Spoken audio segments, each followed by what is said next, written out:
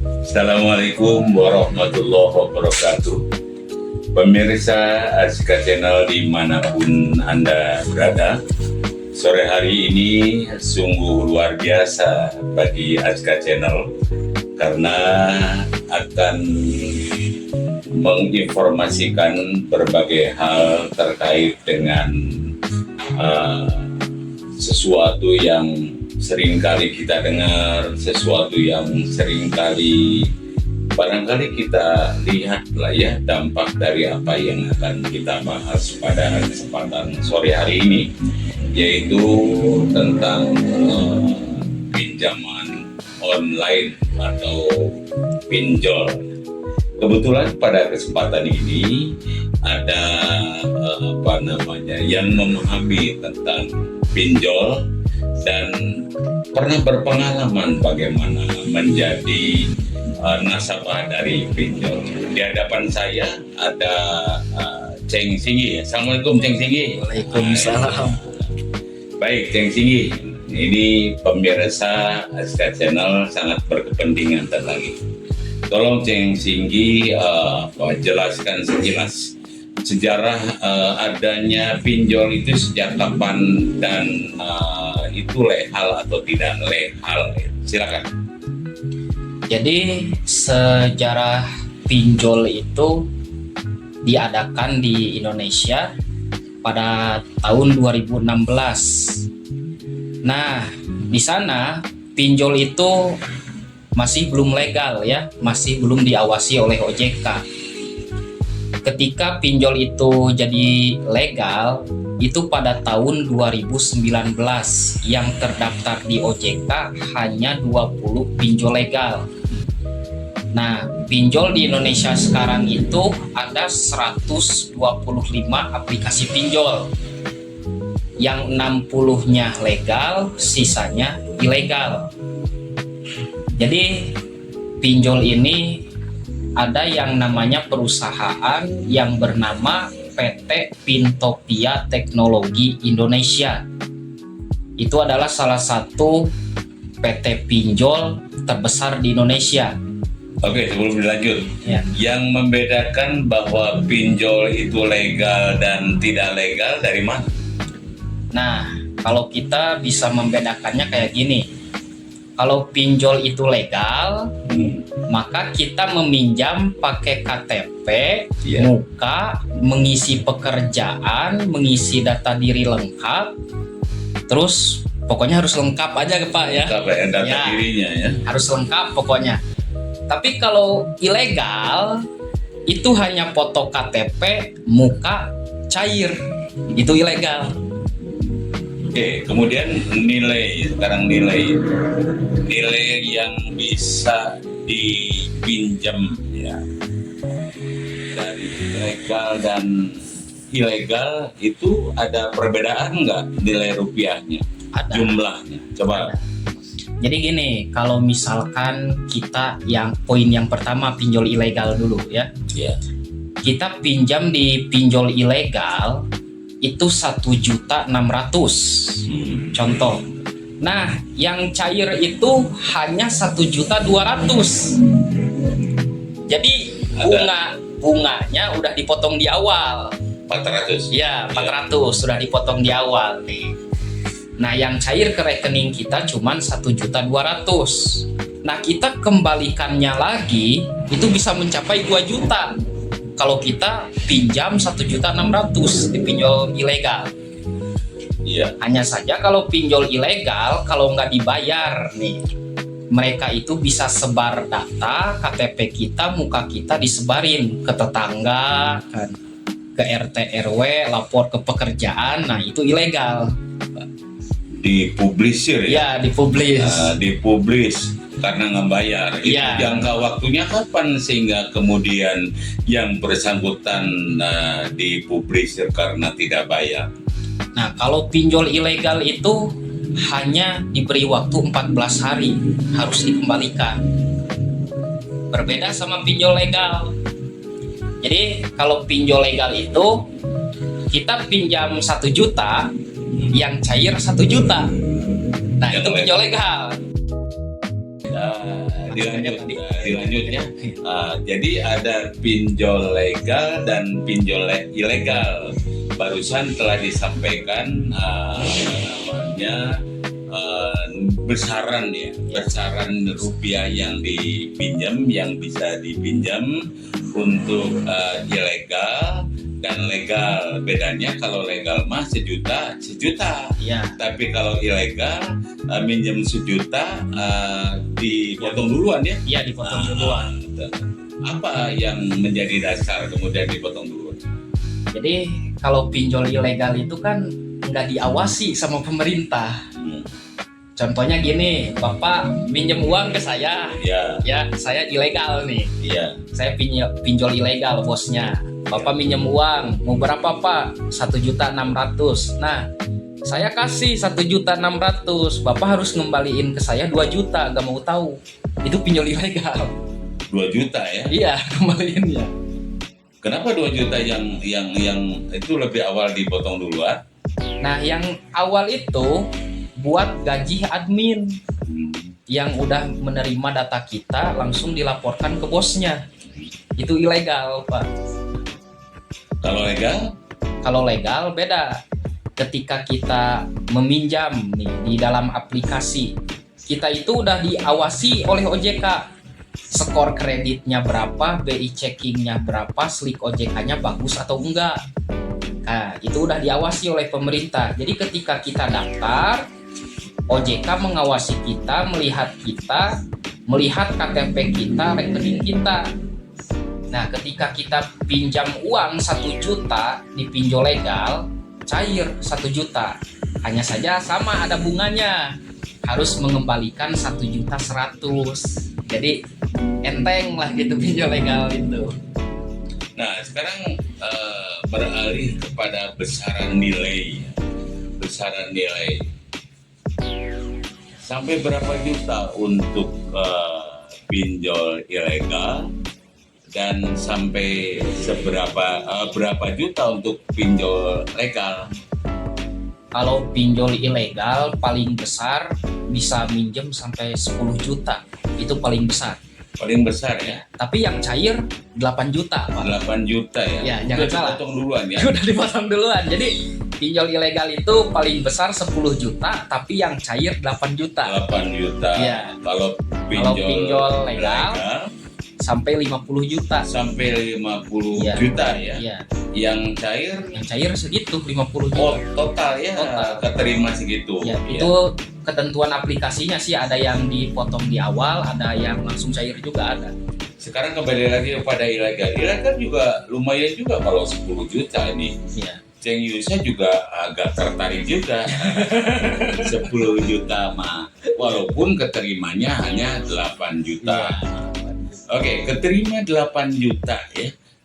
Pinjol ilegal. Itu mulai harus bayar berapa hari kemudian? Setelah 14 hari. Setelah 14 hari. Harus bayar lunas, nggak bisa dicicil. Pinjol ilegal. Ilegal. Harus dibayar lunas yang 8 juta Ya, itu ilegal. Jadi harus sekali bayar kita harus lunas. Sekali lunas ya. Itu ilegal. 14 berarti pinjam 10 juta hanya keterima 8 juta, tapi 14 hari kemudian harus dibayar 10 juta. Iya. Sekarang andai kan yang bersangkutan balelo tidak bayar, apa yang dilakukan oleh yang meminjamkan itu? Jadi yang dilakukan sama meminjamkan ya, contoh ya, saya nggak bayar hutang pinjol ilegal. Ya. Nah, itu kita memiliki 3 resiko, Pak. Yang pertama harus kuat mental. Yang kedua, data kita bakal disebar. Dan yang ketiga, antara debt collector datang ke rumah atau enggak. Gitu, itu pinjol ilegal. Tapi Bapak Mahfud MD, tahu kan Pak? Iya. Ya, Bapak Mahfud mantan Menko Polhukam. Ya, itu pernah berkata bahwa pinjol ilegal buat kita semua yang terlilit hutang pinjol ilegal gak usah dibayar. Itu kata Pak Mahfud. Ya, serius Pak. Iya. Walaupun kenyataannya ada debt collector yang Iya. Tapi menurut survei Enggak, tadi ada dikatakan katanya asal kita buat mental aja. Maksudnya apa? Dipublis kita. ya, jadi kita itu harus kuat mental. Jadi gini, misalkan data kita udah disebar ke tetangga tahu bahwa kita pinjol kan. Nah, kita harus kuat mental aja, pede aja gitu. Bodoh amat lah hutang ini. Mungkin itu bisa dilakukan. Iya. Bodo amat aja katanya. Iya, benar. Nah, ini problemnya kalau ada debt collector datang, dia mengatasnamakan siapa? Mengatasnamakan PT-nya. Gitu ya. Ya karena pinjol ilegal juga punya PT sama. Oh, gitu datang. Iya. Apa yang dilakukan oleh debt collector ketika nyata-nyata nggak mau bayar? Iya. Sudah balelo lah, biar aja saya diekspos juga. Jadi ini pengalaman saya pernah satu kali Pak didatangin debt collector dari pinjol. Pernah ya, ilegal. Iya. Nah, dia itu menagih hutang saya 4 juta. Nih, saya bilang saya nggak punya uang buat bayar ini. Terus si debt collector itu dikasih keringanan lah. Gak apa-apa 2,5 juta aja. Jadi hutang Dari nilai itu. iya, dikasih keringanan. Padahal saya belum punya uang gitu buat bayar juga. Pokoknya debt collector pinjol ilegal itu kalau datang ke rumah ya marah-marah lah, mau kapan ini dibayar gitu. Pokoknya sampai ngancem-ngancem mau sebar data, mau dilaporin ke polisi. Tapi kalau semisalkan mereka ngelaporin ke polisi, yang menang itu nasabah, bukan debt collector. Iya, soalnya yang ada mereka yang dipenjara karena pinjolnya ilegal. Iya, nggak usah takut. Oke, nggak usah takut dilapor ke polisi. Iya. Maksud saya apa namanya terjadi ya, pinjol ilegal itu kemudian nasabah tidak bayar ya, karena nasabah nggak bayar, kemudian udahlah ambil motornya, ambil TV-nya segala macam, bisa melakukan itu nggak? Oh enggak Ya. kan pinjol itu tanpa ada jaminan. Oh iya. Iya kan. Iya. Jadi kalau semisalkan nih ada debt collector mau mengambil TV kita, ngambil laptop kita, handphone kita, motor kita, laporin ke polisi. Dan itu udah diatur oleh OJK karena pinjaman online tanpa ada jaminan. Jadi ya udah bebas gitu. Baik, itu sesi yang pertama Iya. terkait dengan pinjol ilegal. Sekarang masuk ke yang kedua, sesi 2 yaitu pinjol legal yang besarannya bisa 50 juta. Luar biasa, bisa 50 juta. Pertanyaannya adalah 50 juta itu tidak ada jaminan? Tidak ada jaminan. Iya. Keterimanya juga 50. Ada yang 5 itu sesuai ketentuan aplikasi sih. Sesuai ketentuan aplikasi. Dari kesepakatan katakanlah 50, Ada yang cair 50, ada yang cair 4 juta, 48 juta. ada yang segitu. Sesuai ketentuan aja. Maksud saya apa sama dengan pinjol ilegal, mulai pembayaran 14 hari kerja? Enggak, berbeda kalau pinjol legal. Oke, gimana penjelasannya berbeda? Jadi kalau pinjol legal, contoh nih, kita pinjam uang 2 juta. Nah, setiap 14 hari palingan kita ngembaliinnya dicicil bisa 300. Jadi setiap 14 hari. Setiap Jadi- 14 hari itu kesepakatan siapa? Dari sesuai ketentuan aplikasinya. Jadi kan aplikasi itu beda-beda. Saya kasih contoh 2 nih. Ya, Yang ini aplikasinya 14 hari harus dikembalikan. Yang ini ada 1 bulan. ya. Jadi ya itu kita milih sendiri mau yang mana gitu. Nah, ketika kita pinjam uang itu bisa dicicil kalau pinjol legal. Bisa 100.000 dulu, bisa 200.000 dulu sampai Itu- lunas. Oke, itu dari nilai berapa kok bisa sekecil itu? Katakanlah teks saya bilang contoh Ya. sekitar 50 juta. Oh, ya. 50. Nah, Oke. kalau 50 juta katakan bisa dapat 48. Itu cicilannya berdasarkan kesepakatan aplikasi berapa? Yang saya ketahui kalau pinjam di atas 20 juta nih, ya katakan 50 juta, itu bisa sampai 2 tahun Pak. Bisa sampai 2 tahun? Iya 2 tahun. Jadi kita bayarnya per bulan kalau pinjam di atas 20 juta. Nah, kemudian kisaran cicilannya? Kisaran cicilannya ya kira-kira paling kalau 2 tahun berapa ya? 1.500.000 mungkin sebulan. 1.500.000. Iya, sebulan. Sebulan. Oke. Tadi tidak sampai 50, ini sampai 50. Saya pikir uang 50 juta itu bisa menjadi besar ya, bisa menjadi besar bagi orang-orang tertentu untuk kebutuhan tertentu. Hanya problemnya adalah ketika uang itu digunakan untuk membeli barang bergerak, katakanlah barang itu mobil. Kemudian pada hari yang menjadi kesepakatan ternyata tidak bisa mencicil. Apakah kayak tadi diturunkan debt collector? Kalau pinjol legal ada yang mempunyai debt collector, ada juga yang enggak. Itu sesuai peraturan aplikasinya juga. Ini berulang-ulang peraturan aplikasi. Maksudnya apa peraturan aplikasi terkait dengan kaitannya dengan debt collector? Nah, gini Pak. Misalkan ini aplikasi pinjam duit ya. Ya. Ini aplikasi pinjam cash. Ya. Kalau si pinjam duit punya DC lapangan, debt collector. Ya. Kalau si pinjam cash nggak punya. Ya. Nah, jadi perbedaannya itu. Kita bisa memilih mau meminjam di mana nih, yang ada debt collector atau enggak. Tapi kalau yang nggak ada debt collector, ada risikonya. Nelpon ke kantor.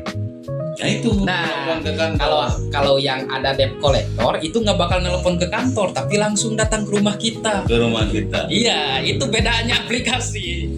Bedanya nelpon ke kantor, datang ke rumah kita. Iya. Tapi sebetulnya sama-sama juga. Sama-sama ke kantor nyarekan, ke rumah kita juga nyarekan. Jadi setiap aplikasi itu pasti ada resikonya. Ada yang datang. Untuk aplikasi itu siapa yang menentukan? Kita. Kita. Ya. Saya aplikasi yang nggak usah lagi ke kantor gitu ya. Iya bisa. Tapi kita mencari informasinya itu di Google Pak. Ini misalkan nih ada DC lapangan enggak, kita cari dulu informasinya. Kalau aman ya kita di sana aja. Yang mana? Yang tidak ada yang tidak ada DC lapangan dan tidak menelepon kantor. Ini problemnya begini. Jadi kalau pinjol walaupun legal kemudian ada DC lapangan, kemudian berani marah-marah ke kantor, itu ada nggak kalau kemudian yang minjem suaminya yang kena marah istrinya? Oh ada. Padahal kita nggak tahu. Katakanlah istrinya nggak tahu ini suaminya pinjol, kemudian kenapa mesti marah ke istrinya? Kenapa nggak kepada nomor telepon yang bersangkutan? Ya. Coba gimana jelasinnya? Jadi pinjol legal juga debt collectornya hampir sama Pak, sama ilegal. Mereka kadang nge-WA ke nomor kontak darurat. Kan kalau kita daftar pinjol tuh, kita itu harus mencantumkan nomor kontak darurat ibu, kontak darurat istri, kontak darurat anak. Nah, ketika kita nggak bayar pinjol, mereka akan menghubungi ke sana. Gitu. Kontak darurat itu? Iya, kontak darurat. Jadi ya normal lah kalau misalkan mereka nge-WA ke istri, marah-marah ke istri. Marah Iya. ke istri ya, marah istri yang nggak tahu menahu gitu. Nah sekarang lanjutannya begini. Kalau katakanlah dia sudah marah-marah ke istri segala macam, istri yang bilang, oh saya kan nggak tahu ini urusannya, ini urusan suami saya. Tetap yang dikejar suami sesuai dengan telepon apa istri sebagai kontak darurat itu? Kalau istri nggak bersalah, suami. Terus? Yang Suami. Iya. Ini kan problem terus menerus, jadi nggak tahu malu itu yang minjem, yang nagihnya itu. Ya jadi gini Pak. Apa jalan keluar? Kalau jalan keluarnya, contoh, sekarang keluarga kita terlilit hutang pinjol. Salah satu solusi terbaik buat kabur dari pinjol nih, tapi saya tidak mengajarkan kabur dari pinjol ya, enggak. Ini buat mengamankan situasi kita terlebih dahulu lah. Ya. Ganti nomor HP dan hapus aplikasi pinjol agar menghilang dari pinjol terlebih dahulu. Langkah pertama itu. Iya, langkah pertama. Bukan berarti kita keluar dari tanggung jawab, Tapi tapi hanya buat untuk apa? kita itu buat fokus usaha dulu, cari uang dulu, setelah terkumpul bayar. Jadi Belajar ya, Iya. memberitahu bahwa sekarang saya udah punya untuk membayar. Ya, Dari gitu. mana? Kan Bisa. hasilnya udah dihapus. Enggak, masih bisa kan ada link OJK. Oke, Di lanjut, sana lanjut. link OJK itu gini, kita mau bayar hutang di aplikasi tersebut, tapi aplikasinya udah dihapus, nomornya udah dihapus nih. Kita bisa langsung lapor ke OJK. Saya masih punya hutang di aplikasi ini, nanti kita tinggal kasihin aja KTP-nya. Bes, langsung ada data di sana. Ini Ceng Yusa luar biasa narasumber kita. Palingan orang yang punya utang ke pinjol, dia tidak membawa HP. Iya, HP-nya dibuang aja. Dia jadi nggak ada yang bisa dihubungi. Saya sempat berpikir kenapa bisa begitu. Nah, ini ternyata sudah terjawab barusan bahwa salah satu solusi yang awal ya, walaupun bukan ada niatan tidak bayar ya, tetap aja niatannya. Tapi mengamankan diri, solusinya adalah mencari untuk bisa membayar, poinnya begitu. Supaya fokus lah. Supaya fokus. Di mana mau fokus atau utang banyak.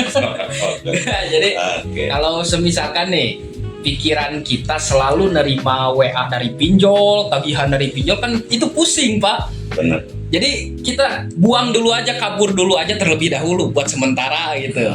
Nah setelah kita udah punya uang, kita kembaliin lagi, udah beres. Dan modal Tapi kabur dari maksudnya menghilangkan nomor HP, menghapus dan seterusnya, atau itu yang dikatakan menghilangkan jejak? Iya, Menghilangkan jejak ya? iya. Tapi buat sementara, bukan buat selamanya. Tahunya buat sementara dari mana? Gimana kalau saya enggak saya salilana? Gak bisa. Yang namanya hutang itu kan wajib buat dibayar karena hutang dibawa mati. Betul nggak? Benar juga ya. Hutang di bawah mati harus dibayar. Iya. Jadi Mau- itu hanya solusi aja. Iya, hanya solusi. Gitu solusi aja.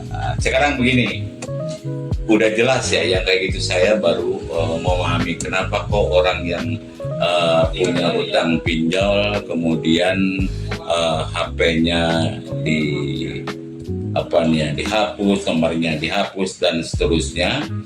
Nah, itu tadi dikatakan untuk mengeliminir hapusin karena loba tagihan baik ya. Iya, betul. Banyak tagihan terus. Tapi sesungguhnya menurut Ceng Singgi, kalau di era yang serba mudah sekarang ini, ya lebih baik tidak pinjam ke pinjol legal atau ilegal, atau dalam kebutuhan tertentu kita nekat untuk minjem. Yang terbaik yang mana itu? Kalau semisal yang terbaik ya mending gak usah berhutang. Jadi ini ya nggak usah berutang. Coba berutang dampaknya ke Iya. kembalikan. Coba gimana penjelasan? Jadi gini, kalau semisalkan hidup kita terus berhutang gitu, yang ada kita makin miskin setiap hari. Harus bayar cicilan inilah, cicilan itu. Ya lebih baik buat kalian lah yang punya hutang di pinjol, mendingan kalau nggak sanggup bayar, udah deh, jangan dibayar dulu, nanti aja gitu. Jadi jangan dibayar dulu atau jangan minjam. enggak, soalnya kebanyakan yang gali lubang tutup lubang, Pak.